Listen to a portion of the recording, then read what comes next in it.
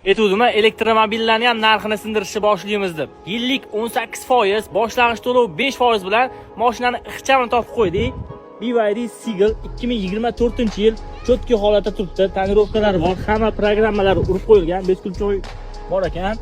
36 ming kilometr urgan, 405 taligi bu o'zi ikkita pozitsiya bo'ladi. Hop, 36 ming kilometr urgan, holati idealniy bo'lib turibdi, yaxshi qaralgan, akkuratniy haydalgan. Bu mashinani boshlang'ich $1250 berib haydab ketsanglar bo'ladi. Kelasizlar, mashinani ko'rasizlar, yoqsa baraka qilasizlar, bir kunda ishinglarni bitirib beramiz. Yana qaysi elektromobillarni shunaqa arzon boshlang'ich to'lov bilan chiqaraylik? Kommentariyada yozib qo'yinglar. Arzon elektromobil xohlayotgan do'stinglarga videoga like bosib jo'natib qo'yinglar. Mana ham knopkani bosib qo'ysangiz, hamma do'stinglar ko'ra olishi mumkin. Bizdan boshqa joyda bunaqa narsa topa olmaysizlar. Kelib darrov haydab ketadigan mashina aniq bilaman, yoqadi, chunki holatlari zo'r bo'lib turibdi. Orqa salonlarni ko'rishinglar mumkin. Bunaqa narxlarda boshqa joydan topa olmaysizlar. Buni oliy to'lovlarni Telegram kanaliga o'tib ko'ra olsangiz bo'ladi.